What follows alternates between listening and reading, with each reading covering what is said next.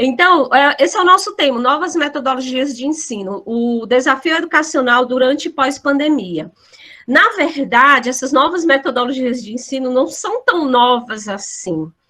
Elas agora estão em evidência por conta do momento em que estamos vivenciando. Ok? Aí, e essas novas metodologias, elas vêm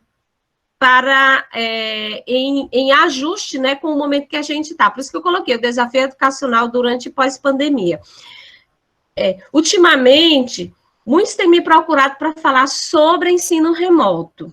E eu tenho colocado que eu não sou especialista em ensino remoto. Aliás, o ensino remoto é uma das metodologias de ensino, ela não é ela não é a metodologia. Muitos confundem metodologias ativas com ensino remoto, relacionam que essas novas metodologias é ensino remoto, ou relaciona que metodologias ativas é ensino remoto, e não é para poder deixar bem claro. Muitos também acham que ensino remoto é EAD, também não é. E aí, a maioria de vocês são estudantes, são alunos, estão vivenciando essa nova forma de ensino-aprendizado, via ensino remoto ou via EAD, por isso que às vezes fica essa confusão. Então, como eu falei, eu não vou me alongar muito nessas palestras, eu vou dividir ela basicamente em 3 tópicos. Primeiro, esse comentário que vai ser breve sobre esse novo normal em que estamos vivenciando. Aí eu vou apresentar para vocês essas novas metodologias e, para finalizar também brevemente, eu vou falar da docência nesse cenário de pandemia. Aqui mais uma conversa mesmo, mais uma conversa de experiência mesmo, minha como professora,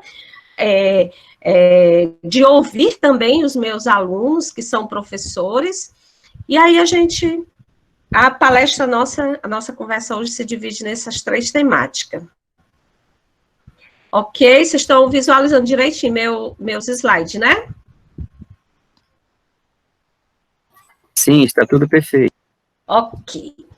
Então, vamos para esse novo normal. Esse novo normal, ele fez com que a gente aprendesse um novo vocabulário. Aí eu coloquei um novo vocabulário que o estudante, que o professor, hoje está tendo que adotar, está tendo que aprender. Um deles é o ensino remoto, aí eu coloquei EAD, uma palavra que muitos nem sabem o que é, síncrono, assíncrono. Aí a gente tem as AVAs, TICs, e aí vem tudo isso relacionado à metodologia. Metodologias ativas, ensino híbrido, gamificação. Mas esse vocabulário ainda tem outros nomes, tem design thinking, tem ferramentas tecnológicas. Então, a gente vai... Por que eu fiz questão de chamar a atenção para esse novo vocabulário? Porque esse vocabulário é o que você vai usar bastante nesse novo normal em que nós estamos vivenciando. E esse novo normal também trouxe para nós, enquanto professores, novas habilidades. Observem vocês, isso aqui foi um meme que eu recebi nesses grupos de WhatsApp e tudo, e eu achei super providente, né? Tendo como exemplo, eu como antes da quarentena. Eu era simplesmente professora de de métodos computacionais, professora de física e estatística, alguma coisa. Hoje, agora na quarentena e depois da quarentena, eu sou professora, influenciadora digital, youtuber, cinegrafista, diretora de arte, cenógrafa, design, especialista em novas tecnologias da educação à distância, plantonista de WhatsApp, tutora, conselheira emocional e por aí vai. Esse novo normal trouxe para a gente novas habilidades, trouxe também novos desafios. Para alguns encararam isso numa boa, tranquilo, encarou essas novas habilidades com empenho, com dedicação, encarou essas novas habilidades até melhor do que ser somente professora. Mas para outros, gente, trouxe bastante ansiedades. E já há estudos, né, demonstrando o quanto esse novo normal de termos que usar ferramentas tecnológicas tem deixado as pessoas mentalmente doentes. Não vou entrar muito nesse aspecto, não, mas eu só quero mostrar para vocês como o que esse novo normal trouxe, e isso tudo, né, claro que esse peso de habilidades que a gente tem, que a gente tem que desenvolver para esse novo normal, tem um preço, né, você tem que estudar mais, você tem que se dedicar mais, e tudo. Hoje mesmo, um pouco antes dessa nossa palestra, eu recebi um contato de uma professora amiga minha, perguntando se eu não conhecia uma pessoa que pudesse ensinar uma outra professora amiga dela sobre o uso dessas ferramentas tecnológicas, porque ela não consegue, ela está tendo dificuldade, e ela quer uma pessoa, diz que até paga, quer uma pessoa para ensinar ela a criar sala de aula virtual, abrir uma videoconferência,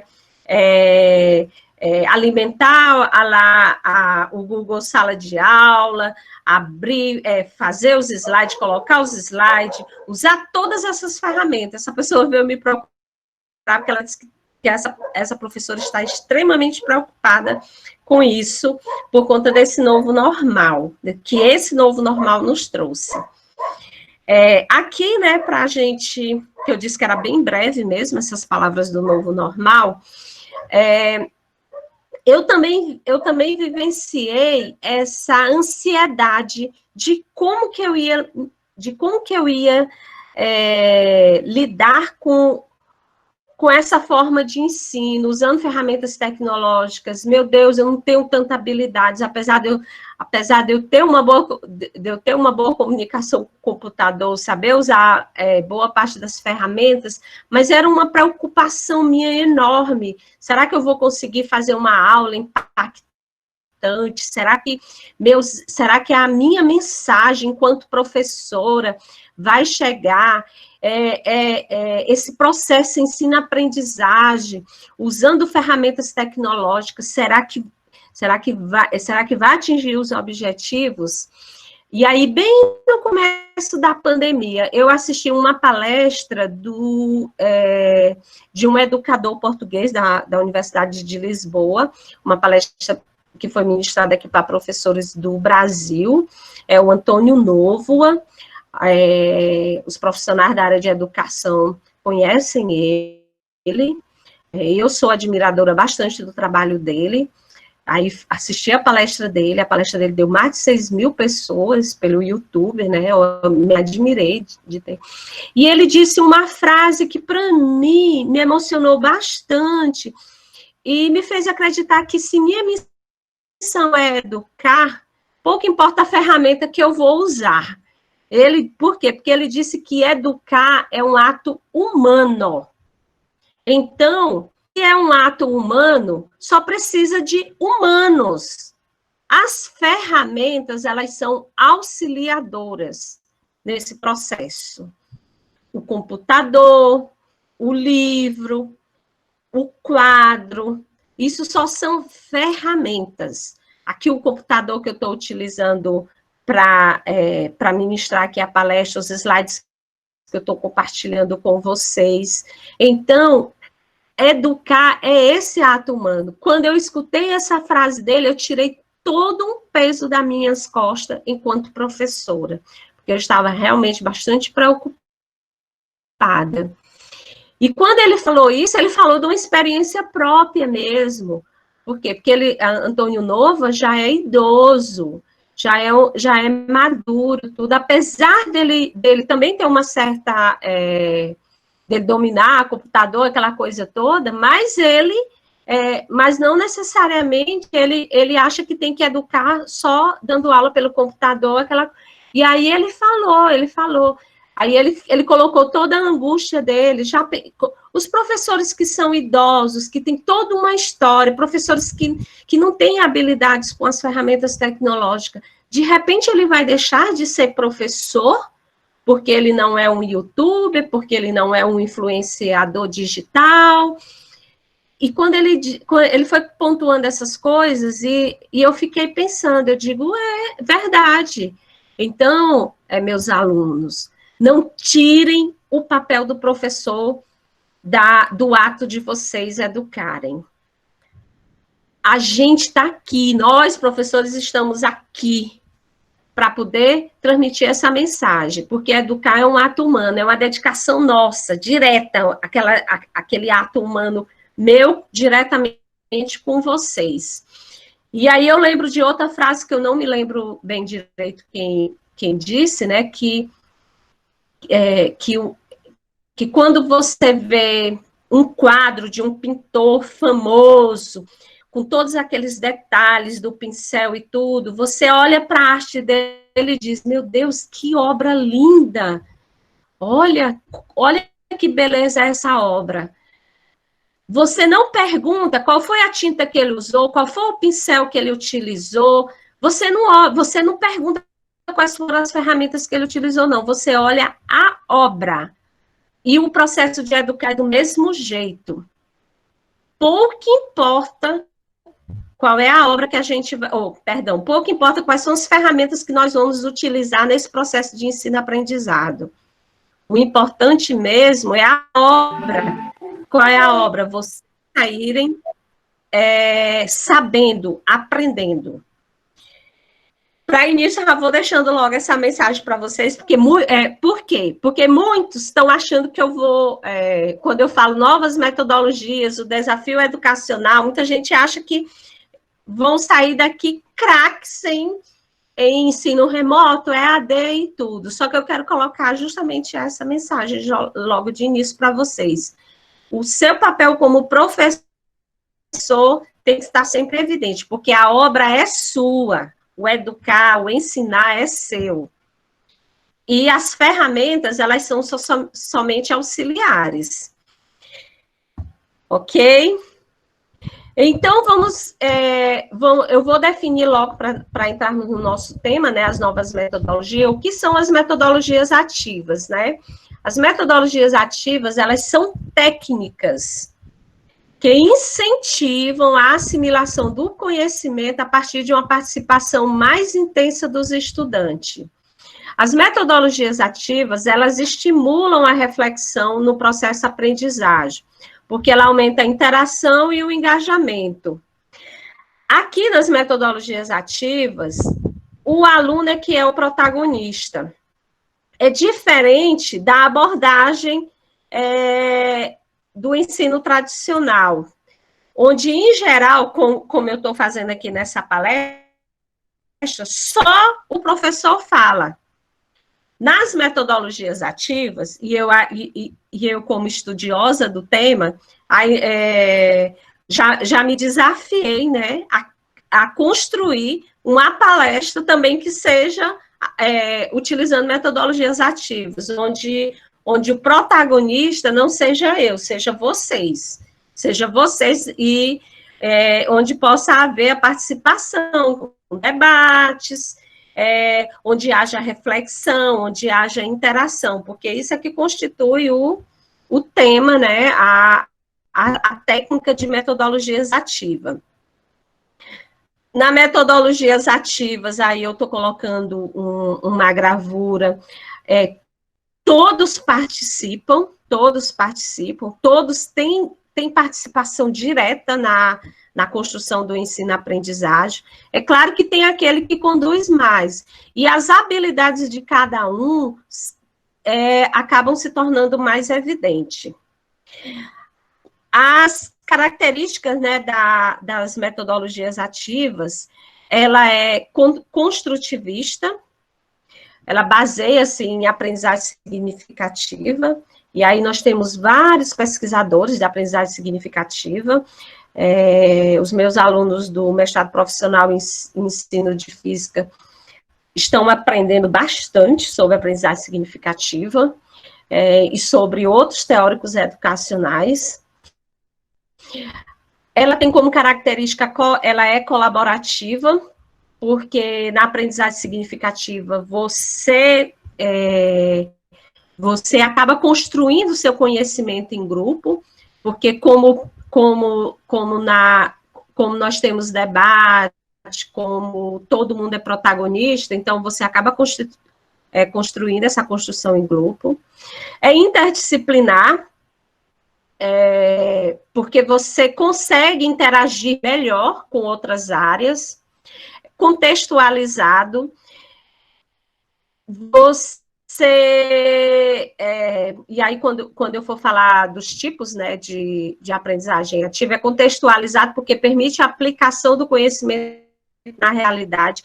As metodologias ativas, por exemplo, você consegue numa sala de aula, num conhecimento, na transmissão de conhecimento, responder aquela famosa pergunta que o aluno faz: para que eu vou aprender fórmula de Bhaskara?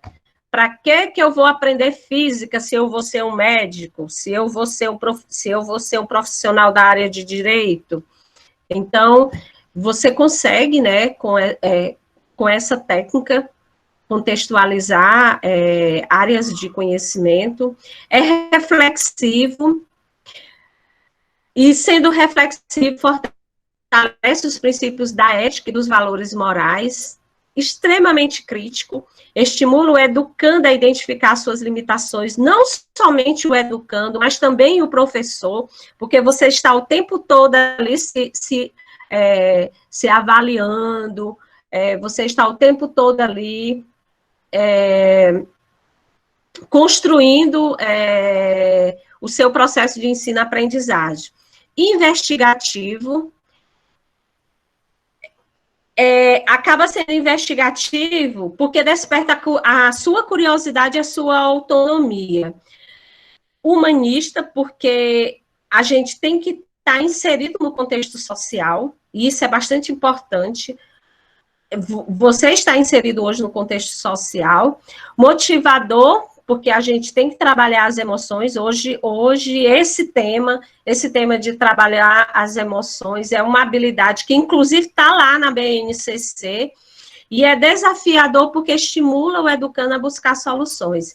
Aí, dessas características, a gente tem os tipos de metodologias ativas que a gente tem no ensino hoje. E detalhe, gente, esses exemplos de metodologias ativas não se aplicam somente ao contexto de sala de aula, do contexto de aplicações em, em instituições de ensino, só universidades, escolas e tudo.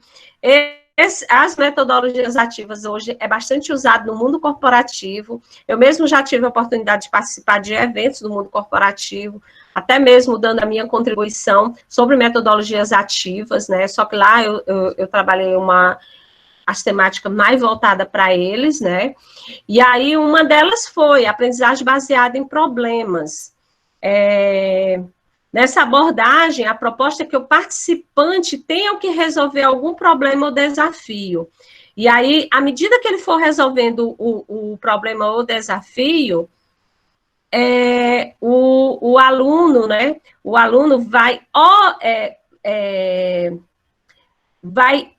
criando o seu conteúdo, vai criando o seu ensino.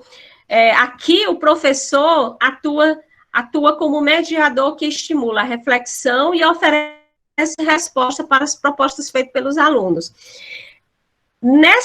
Nessa forma aqui de aprendizagem e de ensino, o professor ele vai apontando para os alunos as reflexões, oferecendo possíveis soluções, e aí, é claro, tem o problema e vai colocando. Desse exemplo de metodologias ativas, aprendizagem baseada em problema, aqui eu apresento um esquema, né, que diz como é que você pode trabalhar as metodologias ativas. Dessa forma, baseada em problemas. Você apresenta e define a situação problema, aí o aluno tem que criar, o aluno participante, o entendimento do problema, apresenta os resultados de aprendizagem esperadas, aí vem as questões orientadoras, definições de tarefa, cronograma e a conclusão. Esse tipo aqui de aprendizagem baseada em problema, eu vou dar um exemplo que talvez vocês já tenham visto. Quem assistiu aquela série Dr. House, ele usava essa técnica baseada em problemas quando aparecia um doente na série com alguma comorbidade ou com alguma doença que eles não conseguiam identificar o que era que estavam ocasionando. Aí eles se reuniam, né, numa sala, sei lá, e ficavam ali especulando o que era o problema, apresentavam solução, aplica esse remédio, faz esse exame, e se ele tiver isso, faça aquela técnica ali usada pelo Dr. House é uma aprendizagem baseada em problema. E no final, né, porque era um filme de ficção, no final, na maioria das vezes, o doente se curava, né? Era a conclusão que era, e aí eles tinham ali aprendido várias e várias coisas, né, porque a maioria dos médicos que estavam ali ao redor do Dr. House eram residentes, estavam ali justamente para aprender, e ele usava muito bem mesmo essa técnica, né, baseada em problemas. Também é uma metodologia que a gente pode usar muito bem em sala de aula.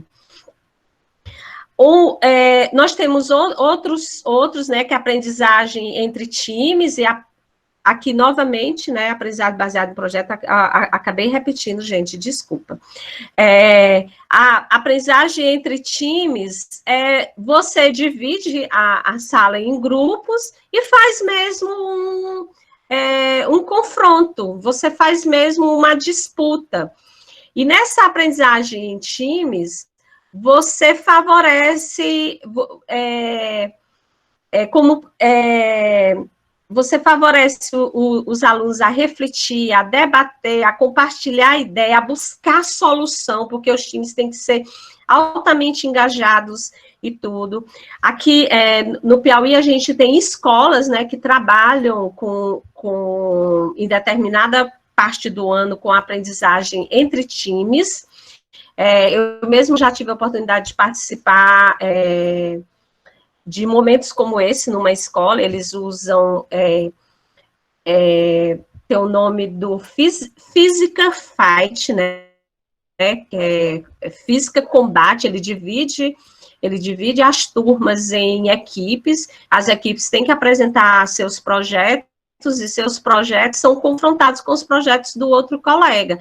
Então, fica ali aquele confronto, que é o fight, que eles chamam, e vai vencer a equipe que teve melhores habilidades desenvolvidas na defesa do seu projeto. Isso é um tipo de aprendizagem entre times. A gente tem hoje que boa parte das escolas vão adotar, que é a sala de aula investida. Deixa só rapidinho aqui, gente. Eu quero ver. Tá todo mundo me ouvindo, né? Sim, estamos ouvindo, claro. Ah, tá. Então, na sala de aula investida, que é o Flipped Classroom, os estudantes têm acesso ao conteúdo antecipadamente, a fim de que na aula ou no treinamento, se a gente estiver no treinamento corporativo, eles já tenham conhecimento do assunto e assim sejam capazes de interagir, expor suas dúvidas, críticas, solução para determinados temas. Essa sala de aula investida, ela tem ela tem 3 fases que eu considero primordial. A primeira delas é antes da aula, o aluno estuda o conteúdo em casa, se prepara para participar. Oi? Alguém está com o microfone aberto. Durante a aula, os alunos aplicam os conceitos estudados em atividades práticas, recebendo feedback do professor, e o pós-aula, o aluno verifica seu desempenho a partir do feedback do professor e, se necessário, aprofunda os estudos. A sala de aula investida, ela tem umas particularidades que muitos professores não executam diretamente, direitinho essas 3 etapas. Eu mesmo já achava que estava aplicando a sala de aula investida e no final vi que não era, que eu não estava fazendo a sala de aula investida. Depois de umas leituras, de alguns treinamentos que eu participei, eu digo, eu estou fazendo tudo errado. Quando tudo é novo, a gente está aqui para aprender. Esse antes aulas, você tem que dar todo o subsídio para o aluno acerca do conteúdo, para que o aluno possa estudar. De preferência, esse estudo deva ser orientado, propondo desafios, propondo questionamentos. Então, esse antes da aula, para que o aluno, ao chegar na aula, durante a aula, ele venha somente para os debates e para responder e aplicar aquilo que ele aprendeu previamente. Aí, o que acontece? E acontecia comigo. Eu passava o conteúdo para os meus alunos antecipadamente e na aula eu só fazia era repetir tudo que eu tinha passado para o aluno antecipadamente. O que é que eu quero dizer? Eu dava um texto, ou dizia, leia o livro na página tal, e na aula eu falava, vou repetir, aí eu repetia todo o conteúdo. Isso não é sala de aula investida, gente. Isso não é.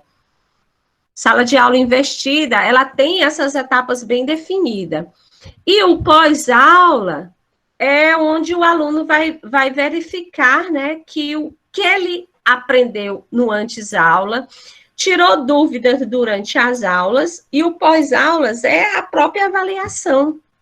É quando o aluno verifica seu desempenho a partir do feedback do professor, e é onde ele vai em busca de aprofundar seus conhecimentos.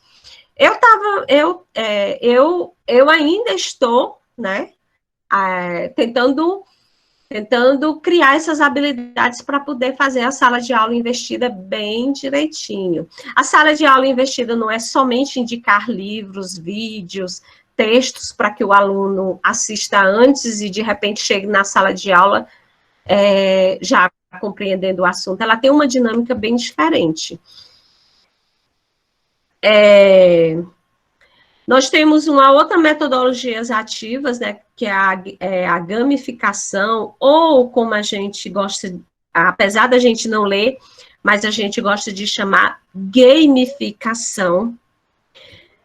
Nela, o estudante vive a realidade de um jogo no ambiente de estudo. Além de trazer entretenimento, o aluno é incentivado a aprender, pois as atividades são desenvolvidas de acordo com a rotina do estudante. A gamificação ajuda na interação entre os participantes, pois é possível permitido ela entre os membros da equipe para testar o conhecimento. Gente, a gamificação ficou muito em evidente, principalmente agora na pandemia. Ficou muito em evidente como uma forma de ensino e como uma ferramenta de ensino. E na internet, você encontra vários sites, vários aplicativos, inclusive, que permite como você gamifica a sua aula. E eu sou estudiosa bastante dessa área, minha aluna Claudete concluiu o mestrado dela com essa temática de gamificação. Nós construímos um jogo, né? Ela principalmente, ela construiu um jogo de cartas, misto com jogo de tabuleiros, onde o ambiente envolvia avatares, onde o ambiente ali do jogo era baseado no Game of Thrones, e o conteúdo era conteúdo de física do terceiro ano. Então, ele permitia que o estudante vivesse a realidade do ensino ali no jogo. E quais são as vantagens que tem de você gamificar o ensino? Os alunos, a gente adora ganhar, a gente detesta perder, mas a gente aprende ganhando, aprende perdendo, e é muito melhor você perder num jogo e aprender do que tirar um 0 e nunca mais querer aprender aquele conteúdo.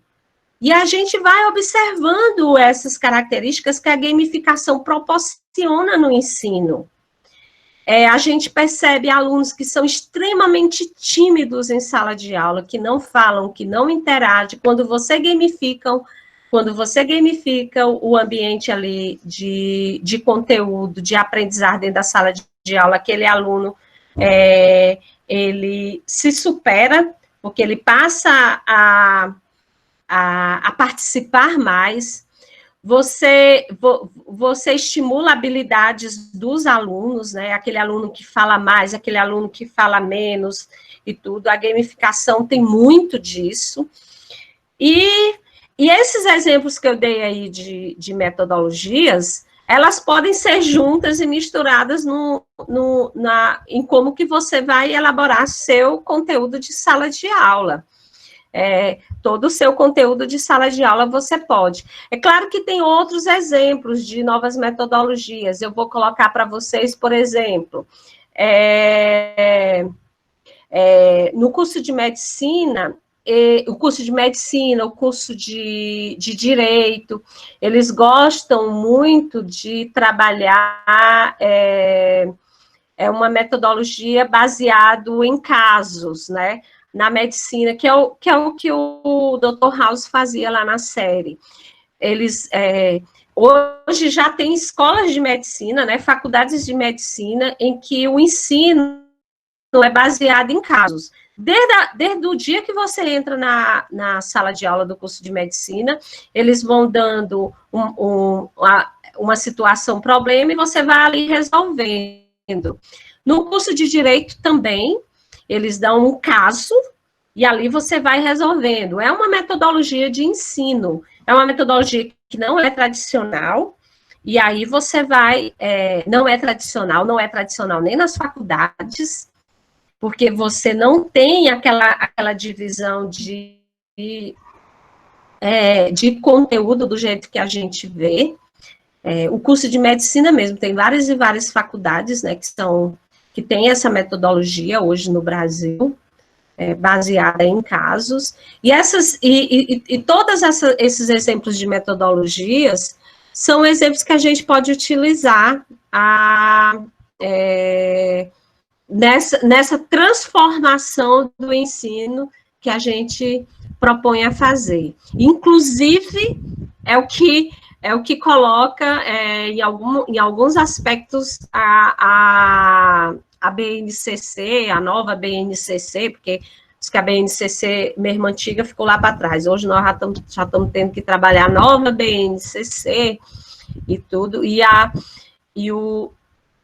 nós, que somos professores de universidade, estamos tendo que reformular os PPCs do curso, já baseado no professor que a gente quer formar para o futuro.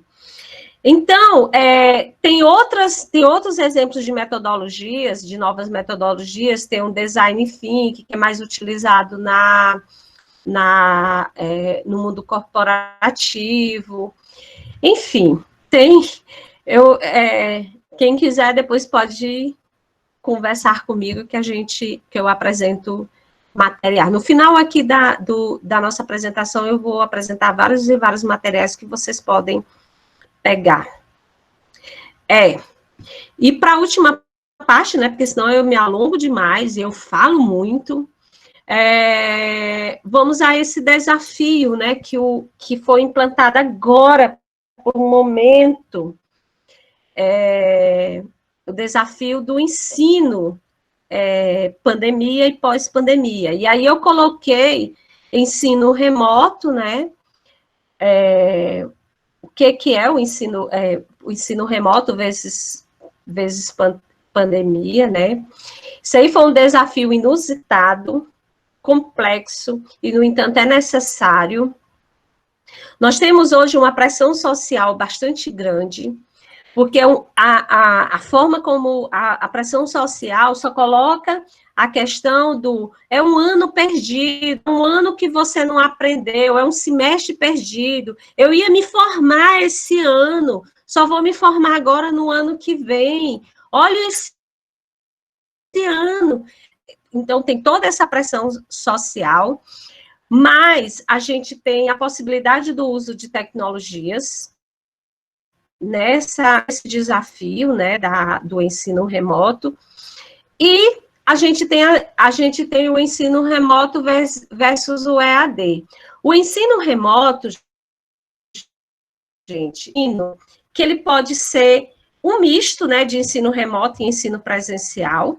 A gente tem todas essas características, e a EAD é o ensino à distância. A EAD já existia, pouco importa, antes da pandemia já existia, e praticamente todas as instituições de ensino hoje no Brasil adotam a EAD. Vocês mesmos já fizeram vários cursos via EAD. Eu estou dando uma palestra aqui para você, que é o ensino à distância, é uma EAD. E o ensino remoto, ela tem características que é diferente da EAD. E aí, o ensino remoto vezes a pandemia trouxe também novos vocabulários, que eu já tinha até colocado lá para vocês. Um deles é as TICs, né, que são instrumentos simbólicos que possibilitam o ensino ágil, as TICs. Tudo que é de tecnologia de informação e comunicação, tudo que é de tecnologia, por isso que são instrumentos simbólicos que a gente pode chamar de TICs. Nós temos as AVAs, que são ambientes virtuais de aprendizagem, virtuais, que auxiliam na montagem das aulas e curso. Por exemplo, o Google Meet é um tipo de ambiente virtual. O Zoom, Google Sala de Aula, é um tipo de ambiente virtual de aprendizagem. Fórum, Instagram, WhatsApp, pouco importa, dependendo se o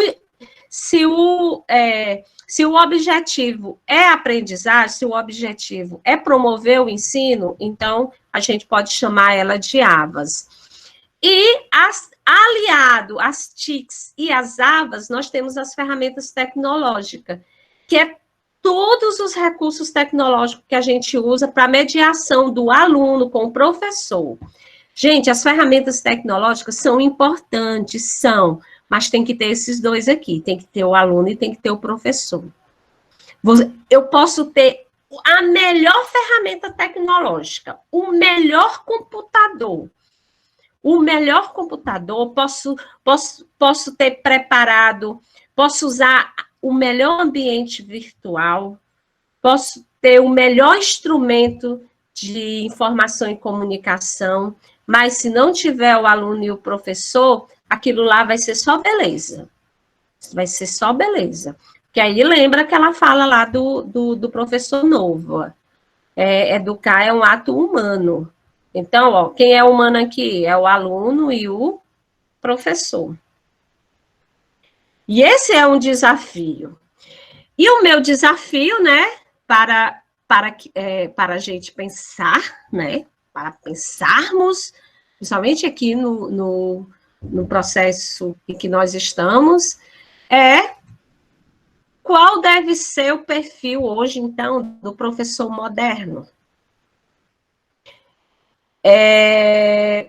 Quando eu falo perfil do professor moderno, aí eu lembro lá daquele meme.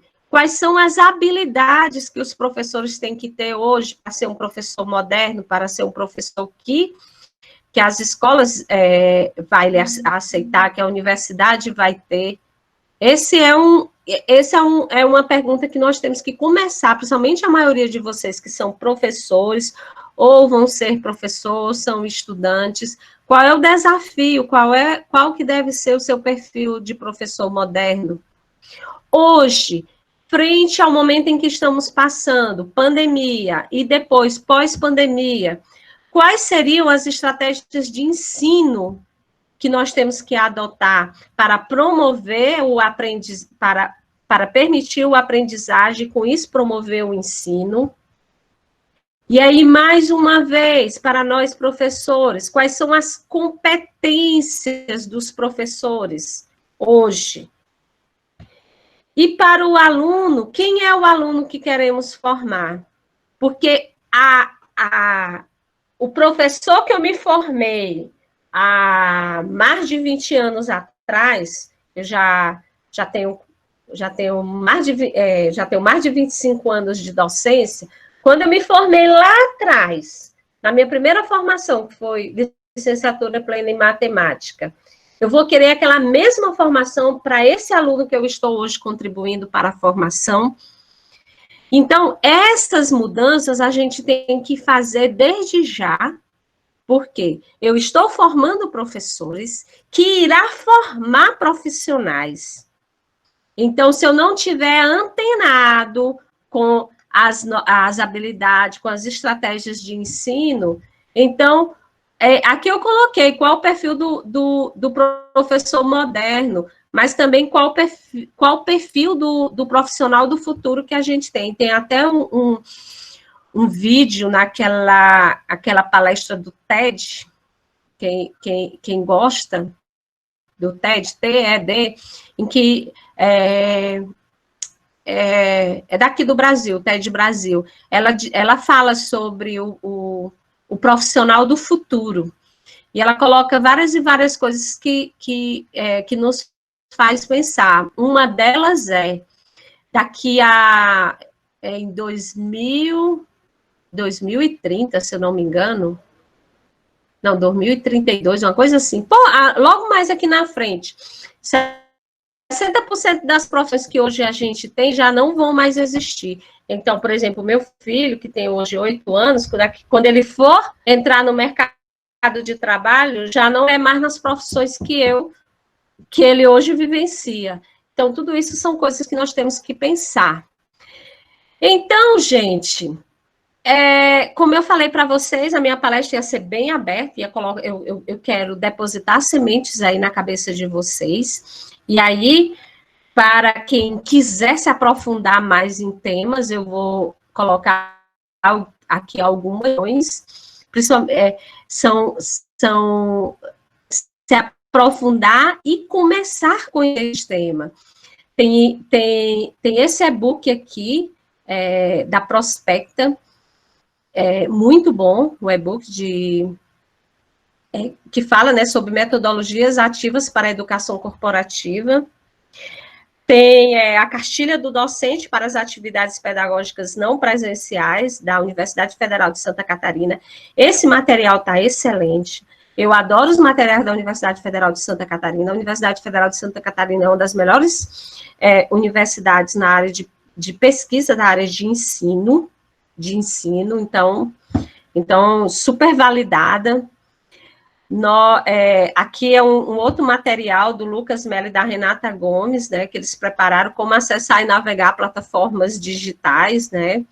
Aqui a gente tem um material da Rita Cristina Barbosa e da Vivian Andrade, Educação e Novas Tecnologias. Aqui um outro material que foi desenvolvido agora, também durante a pandemia, Crescer em Rede, da Bárbara, são vários artigos, né, que eu achei bastante interessante.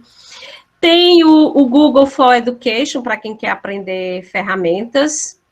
Esse material aqui, eu passei bem rapidinho ali, porque esses aqui é para quem quer se aprofundar no tema, metodologias ativas, novas metodologias, e são 2 autores que eu adoro ler os artigos, adoro aprender, e eu super indico, principalmente por meus alunos do mestrado profissional em ensino de física, que é da Lilian Bachiche e do José Morin. Aí tem esse livro deles, né, Metodologias Ativas para uma Educação Inovadora, é uma abordagem teórico-prática, e aqui não ficou muito claro, aqui é um artigo do José Morin, Metodologias Ativas para uma Aprendizagem Mais Profunda. Aqui um outro artigo também do José Morin, Mudando a Educação com Metodologias Ativas. Então, se você quer saber sobre metodologias ativas, então, é com ele que você vai aprender. Aqui também um outro livro, né, Simone Regina Dias, é uma organizadora, Práticas Inovadoras e Metodologias Ativas. Então, esses são alguns dos materiais que eu andei lendo, que eu venho lendo, para poder me aprofundar bastante nesse tema. E quero concluir a minha fala para escutar vocês, o que vocês têm a contribuir, perguntar, dizer, duvidar, contestar, enfim. Isso aí é uma música daquele cantor Ivan Lins, né, onde ele diz, né, no novo tempo, apesar dos perigos, da força mais bruta, da noite que assusta, estamos na luta para sobreviver, para sobreviver. No novo tempo, apesar dos castigos, de toda a fadiga, de toda a injustiça, estamos na briga. No novo tempo, apesar dos castigos, estamos em cena, estamos na rua, quebrando as algemas para nos socorrer, para nos socorrer, para nos socorrer. Para que a nossa esperança seja mais que a vingança, seja sempre um caminho que se deixa de herança. E aqui estão os meus contatos. Aqui meu e-mail pessoal, meu e-mail institucional, meu WhatsApp, meu Instagram. Era isso que eu queria conversar com vocês.